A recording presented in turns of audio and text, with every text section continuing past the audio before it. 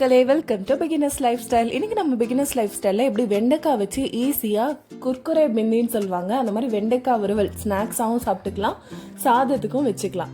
எப்படி பார்க்கலாம் தான் பார்க்க போகிறோம். அதுக்கு வெண்டைக்காவை இந்த மாதிரி மெலிசாக கட் பண்ணிக்கோங்க. ரெண்டாக கட் பண்ணிட்டு அதையே நீங்கள் பாதியாக கட் பண்ணிக்கணும். அதுக்கப்புறமா தனியாத்தூள் 1 ஸ்பூன், அதுக்கப்புறம் கரம் மசாலா 1/2 ஸ்பூன் போட்டிருக்கேன். சீரகத்தூள் வந்துட்டு ரொம்ப கம்மியாக ஒரே ஒரு சிட்டிகை மட்டும் போட்டிருக்கேன். மிளகாத்தூள் 1 ஸ்பூன் போட்டிருக்கேன். இன்றைக்கி நான் கிட்டத்தட்ட 150 கிராம்ஸ் எடுத்திருக்கேன் லேடிஸ் ஃபிங்கர். நீங்கள் எப்படி எடுத்துக்கிறீங்களோ, எந்த அளவுக்கு எடுத்துக்கிறீங்களோ அதுக்கு ஏற்ற மாதிரி பண்ணிக்கோங்க. இதில் இஞ்சி பூண்டு விழுது வந்து 1 டீஸ்பூன், லெமன் ஜூஸ் வந்து 1/4 லெமன் ஜூஸ் பிழிஞ்சிக்கிறேன். அதுக்கப்புறமா உப்பு தேவையான அளவு ஒரு 1/4 ஸ்பூன் எனக்கு கரெக்டாக இருந்துச்சு. ஃபஸ்ட்டு இதை மட்டும் போட்டு நல்லா பிசைஞ்சுக்கோங்க. அந்த வெண்டைக்காலே பிசுப்பு தன்மை இருக்கிறதுனால எல்லாமே நம்ம கையில் தான் ஒட்டுற மாதிரி இருக்கும். பட் நம்ம ஃபைனல் அவுட்புட் வரப்போ சூப்பராக இருக்கும். நீங்கள் ஃபஸ்ட்டு இதை நல்லா மிக்ஸ் பண்ணிவிட்டு அதுக்கப்புறமா அதிலே 2 ஸ்பூன் அரிசி மாவு போட்டுக்கோங்க. அரிசி மாவு போட்டு அதுக்கப்புறம் கடலை மாவும் போட்டுக்கோங்க. கடலை மாவு ஒரு 1/4 கப் போட்டுக்கோங்க. டம்ளரில் வந்துட்டு 1/4 டம்ளர் அதில் போட்டுக்கிட்டீங்க அப்படின்னா கரெக்டாக இருக்கும். இப்போ இதெல்லாம் போட்டு நல்லா மிக்ஸ் பண்ணிக்கோங்க. நீங்கள் வந்துட்டு முடிஞ்ச அளவுக்கு தண்ணியே சேர்க்காம மிக்ஸ் பண்ணுற மாதிரி பார்த்துக்கோங்க.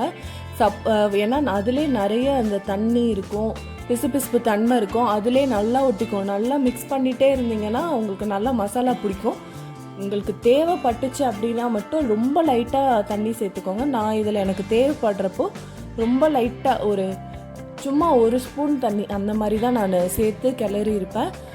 கரெக்டாக இருந்துச்சு. அதனால் நீங்கள் ரொம்ப தண்ணி சேர்க்காதீங்க முடிஞ்ச அளவுக்கு. இப்போ வந்துட்டு லைட்டாக தண்ணி தெளித்து அதையே நல்லா மிக்ஸ் பண்ணிக்கிறேன்.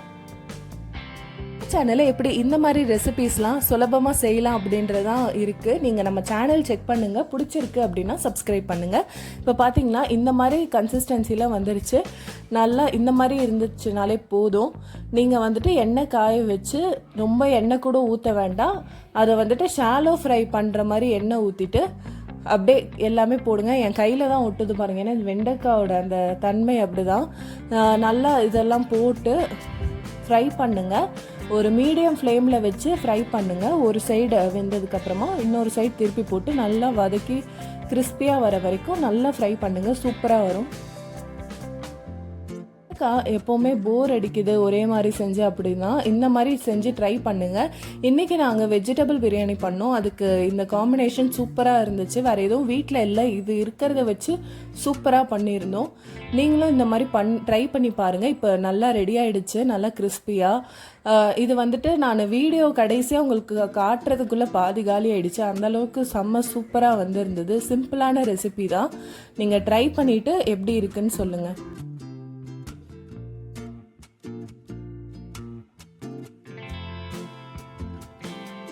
சிம்பிளான crispy ladies finger fry Kurkure பிந்தி ரெடி.